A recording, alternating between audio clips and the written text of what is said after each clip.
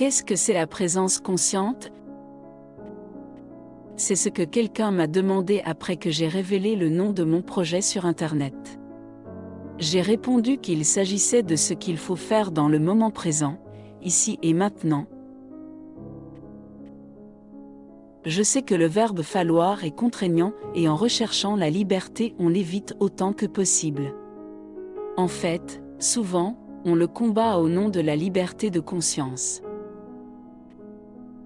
Mais cette liberté dépend de l'harmonisation avec ses principes. Donc, par rapport à la conscience, nous avons aussi des obligations, pas seulement des bénéfices. Alors, le verbe falloir a son utilité dans les conditions où l'on pense être dans un contexte d'action, et il faut s'adapter aux conditions existantes pour que notre action soit efficace. L'existence est basée sur certains principes et chaque situation a ses règles. Donc, pour être en harmonie, ceux-ci doivent être intégrés. Connais les règles pour savoir comment les surmonter. Cela ressemble à un texte de plaisanterie, mais il exprime une réalité dans la dynamique de la conscience. La position que nous abordons dans un contexte donné dépend de l'attitude choisie. Tu peux remarquer que j'ai utilisé déjà un autre verbe, choisir. Il exprime déjà la liberté personnelle. À travers le verbe choisir, l'homme exprime sa propre authenticité, exprime le fait qu'il est unique, mais son unicité est possible à l'exprimer juste parce que l'homme se trouve déjà dans le bourseau de l'universalité. Il est né là.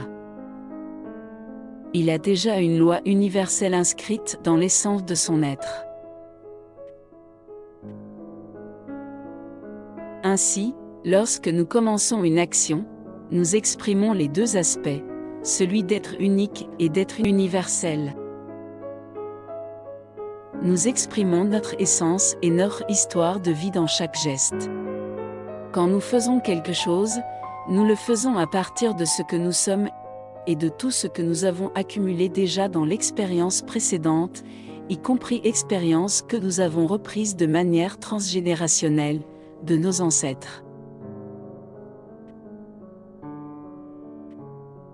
Dans nos bagages, il y a des ressources positives et négatives qui peuvent bloquer parfois nos actions. C'est pourquoi il est important d'atteindre correctement ce rapport entre falloir, devoir et choisir. Cela se fait dans l'état de présence consciente. Je sais qu'il existe un autre terme en vogue maintenant qui fait référence à la condition dont je parle. Il s'agit de l'expression « la pleine conscience ». Mais, honnêtement, cela me semble une expression gonflée, mégalomane, avec des prétentions exagérées. D'abord parce que nous sommes des êtres limités et que nous ne connaissons que des morceaux de vérité. Il n'y a pas un seul individu dans toute l'histoire humaine qui ait tout connu de l'univers, ou de la conscience. Ou bien il y a l'expression d'éveil spirituel, qui renvoie au processus de prise de conscience et qui est réservé uniquement aux soi-disant sages. On leur a demandé si leur vie a miraculeusement changé après avoir eu cet éveil spirituel. La réponse est non. Parce que pendant le moment de prise de conscience, nous n'obtenons qu'une image, une perspective de contexte dans lequel nous nous trouvons. Les miracles ne se produisent que si nous nous engageons à mettre en pratique l'idée qui est née alors.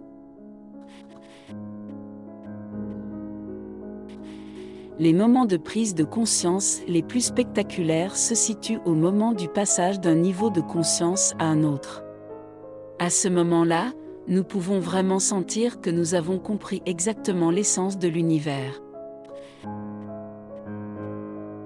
Et c'est vrai, on a compris l'essence de l'univers dans lequel nous étions à ce moment-là. Notre subconscient travaille sur le concret, Mais vient ensuite l'univers de niveau supérieur, qui exige à nouveau notre engagement sincère à le connaître, à le créer en fait. Parce que la connaissance est en réalité une création. Le processus de la connaissance créative est pratiquement sans fin, et le processus d'éveil spirituel est quelque chose de normal. Il est vécu par chaque individu, chaque jour en relation avec les situations habituelles. J'en avais fait expérience hier, alors que je n'arrivais pas à écrire, j'étais bloqué. Alors j'ai regardé autour de moi et j'ai remarqué qu'il y avait de la poussière sur certains objets que je n'avais pas touchés depuis longtemps. Puis j'ai décidé de les nettoyer. Et pendant cette action me sont venues des idées comment réorganiser les objets dans la pièce. Je l'ai fait et je me suis senti beaucoup mieux. L'effet de cette action sur le plan mental a été qu'aujourd'hui j'ai trouvé la solution pour réorganiser un peu le matériel que j'ai déjà écrit. Aujourd'hui, je suis beaucoup plus créatif mentalement. La prise de conscience suppose la coopération entre le matériel et le psychisme, qui accède déjà à l'aspect spirituel. L'intensité du processus de prise de conscience dépend de la situation en laquelle nous nous trouvons, des enjeux du jeu que nous jouons à un moment donné, de l'intérêt et des énergies investies. Pratiquant des techniques psycho-énergétiques, j'ai souvent eu des moments de prise de conscience intense. L'instant est fascinant. À ce moment-là me reviennent dans l'esprit tous les souvenirs, toutes les émotions et pensées liées au schéma mental qui s'est soudainement montré dans son intégralité. L'expérience est bouleversante, elle est bien que décrite dans la carte de tarot La Tour. La tour s'effondrait soudainement. Et l'ancien paradigme, l'ancienne façon de voir les choses est en train de s'effondrer. Bien sûr que la perspective du nouveau paradigme, du nouveau schéma d'organisation énergétique se dessine déjà. Quel est le point de référence de la nouvelle organisation ? Je n'ai pas pu trouver la réponse à cette question à partir de ce que j'ai lu sur la conscience et le processus de prise de conscience, mais seulement à partir de ma propre expérience. Je ne m'en suis rendu compte que là. Il est vrai qu'après l'avoir connu dans des expériences plus particulières, je me suis rendu compte que cet aspect est inclus dans les explications théoriques sur la conscience, mais il est en quelque sorte masqué, on ne lui accorde pas l'importance qui lui est due. Alors qu'en fait, tout le mouvement énergétique tourne autour de cet aspect. Il est le point de référence. C'est quoi ? Il s'agit du moment où l'on se rend compte de ce qui est important. Par la prise de conscience, nous prenons conscience de ce qui est vraiment important à un moment donné, dans un contexte donné. Voici c'est l'aspect axiologique de la conscience et qui semble avoir le plus grand pouvoir créateur. C'est une question de contact avec la valeur. La valeur est ce qui nous dit ce qui est vraiment important. C'est la valeur qui détermine le sens. La valeur ouvre des perspectives. La valeur rassemble les énergies. La valeur active le principe par lequel elles seront organisées. La valeur nous donne le corps et la nourriture, et elle est ce qui remplit nos âmes de sentiments nourrissants. La valeur nous accomplit. C'est pourquoi avant toute autre action, la priorité est la prise de conscience de sa propre valeur. La valeur est la déesse, qui nous intègre dans le contexte de la créativité universelle. Le changement est déterminé par la valeur. C'est elle qui, dans le Rig Veda, le plus ancien livre de l'humanité, est appelée dorée. Et qui dort nos âmes.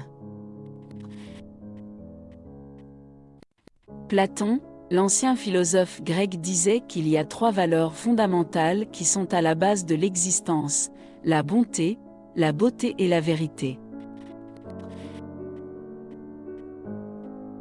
En nous connectant à l'espace des valeurs et en les activant en nous, nous pouvons manœuvrer de larges champs énergétiques et atteindre des objectifs extraordinaires. Et cela ne peut se faire que par une présence consciente. Alors, la présence consciente est ce qu'il faut faire pour être dans le bien, pour s'harmoniser avec le bien et pour bien vivre. Mais parfois, pour arriver à ce niveau, il faut un travail soutenu pour éliminer les pensées et les émotions négatives.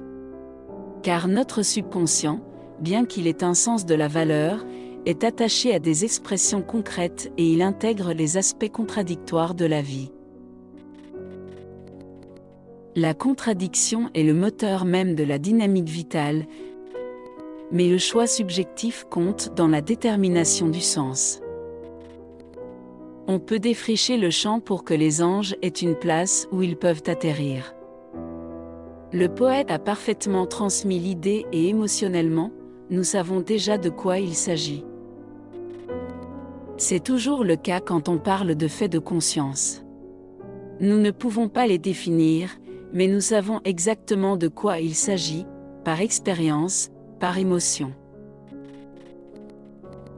Je crois que le poète parlait de l'énergie consciente, qui soutient nos vies.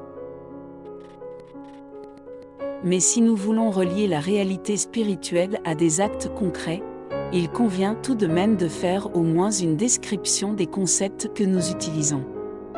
C'est ce que je veux faire ensuite, dans les posts suivants, car les techniques psycho-énergétiques que je propose ont des règles d'exécution très claires.